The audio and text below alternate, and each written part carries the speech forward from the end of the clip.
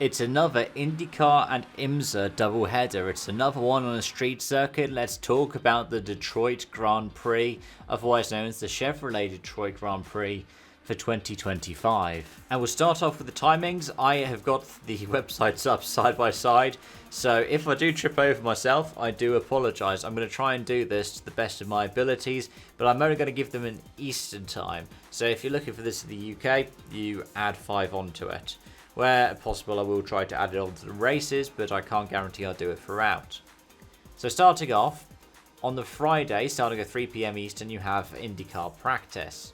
Then you have qualifying at 4:45 for the IMSA WeatherTech Championship. Then on the Saturday at 9 AM Eastern, you have FP2 and qualifying for the INDYCAR Series at 12 PM Eastern, so 5 PM UK time. Before at 3:30 PM you have the Chevrolet Detroit Sports Car Classic, which is the IMSA race. So 3:30 PM, that's maybe 8:30 if you're in the UK and 9:30 if you're on the continent. That's where IMSA ends. The Sunday is all INDYCAR, much like with Long Beach, where the Long Beach Grand Prix was the Saturday for IMSA and the Sunday for INDYCAR. 9:30 AM even on the Sunday at Eastern time, you have the warm-up for INDYCAR, whilst the race is at 12:30 PM Eastern time, so about 5:30 UK time, so just after the Spanish Grand Prix. So if you are looking to try and do another F1 Indy doubleheader like you were able to do for the 500 last weekend, you can do that with F1 and then INDYCAR Detroit.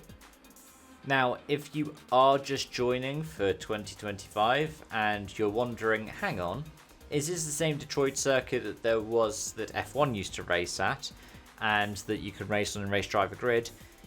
It's similar but different.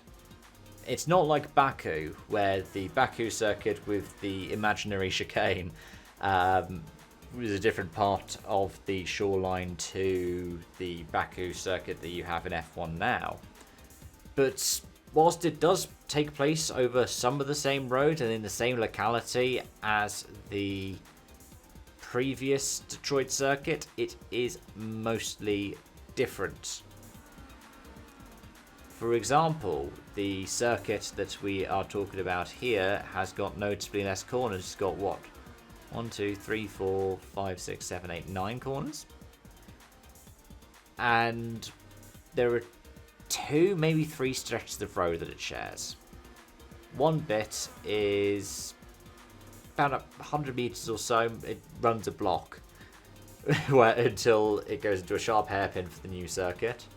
Then there's the little kink along the shorefront that was on the old one and is on this one, but instead of continuing down the riverside, we then double up and then we get into the final 90-degree left, 90-degree right onto the finish line, which happens a block before the old circuit would go on to.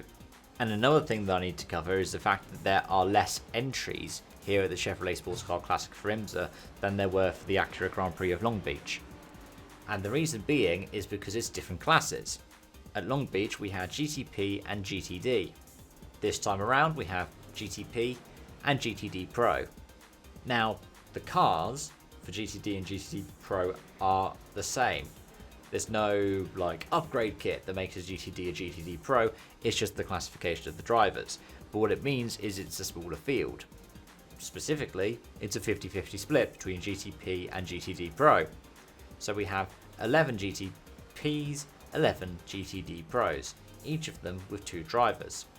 So, unsurprisingly, most of them are unchanged. Jaminet and Campbell in the 6, Nazar and Tandy in the 7, Taylor and Albuquerque in the 10, Gunn and DeAngelis in the 23, Eng and Danforth in the 24, Wittmann and Van der Linde in the 25, 31 of Aiken and Bamba, 40 of Taylor and Delatraz, 60 of Blomqvist and Braun, Van der Helm and Bruni in the 85, and then Van der Sander and Yellerly in the 93. Whilst the GTD Pro cars, the number 1 PMR is back with Madison Snow and Neil Verhagen. The number 3 of Garcia and Sims. The number 4 of Milner and Katzberg. The number 9 of Caldarelli and Mapelli. The number 14 of Tellett and Hawksworth. Number 15 of Thompson and Montecalvo. Hessen Harper in the 48. Rockefeller and Prio in the 64, the 65 of Mies and Vervish, the 77 of Heinrich and Bakula, and the 81 of Costa and Altoe. Altogether, that makes the 22 car field. So, yeah, it's a different cohort to what we saw in Long Beach. Sadly, no Robert Wickens for this one. That's because the entry that he's been in for the DXDT is a GTD, not a GTD Pro.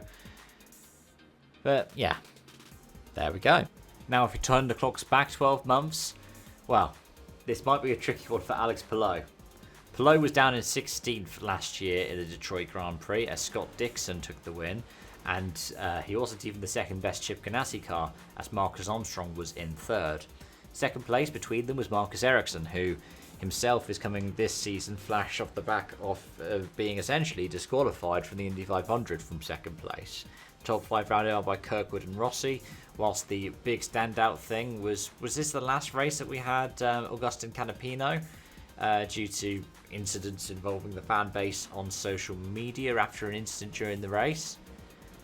But in the Detroit Sports Car Classic, it was a win for Wayne Taylor Racing with the Acura, ahead of the number 6 PPM of Jaminet and Tandy, the 01 of Bourdais and Van der Sande, the number 7 of Cameron and Nazar, and then top 5 rounded out by the other WTR Andretti Acura of Delatras and Taylor.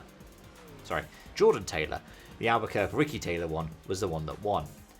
But yeah, Porsche have dominated so far this season in the races in IMSA. The qualifying has gone the way of the BMWs. It's a weird coincidence. It's not surprising if it continues this time around. It's also not surprising if the trend is bucked this time around. It's very hard to predict the order when BOP should really mean that it's hard to have the same winner race after race after race. I mean, GTD Pro last time around, it was how many finishes? It was only a handful of finishes even then. But the top 5 was the AO Porsche of Heinrich and Prio, then the Vasser Sullivan Lexus of Barnecote and Hawksworth, then the Heart of Racing Aston Martin for Gunn and Riberas, then the other Vasser Sullivan of Monte Carlo and Thompson, then the PMR of Sellers and Snow. Bearing in mind there have been some changes, for example the GT3 going up to its Evo spec, so even within and disregarding the BOP changes, there have been changes to the cars year on year. Anyways, those are the things of note for me, those are the things that stand out. Let me know your thoughts, let me know your comments in the comment section down below. Thank you so much for watching, folks, and I hope to see you next week when I go through both the races, potentially together, potentially individually. Depends how much time I get. Alright, till then, bye for now.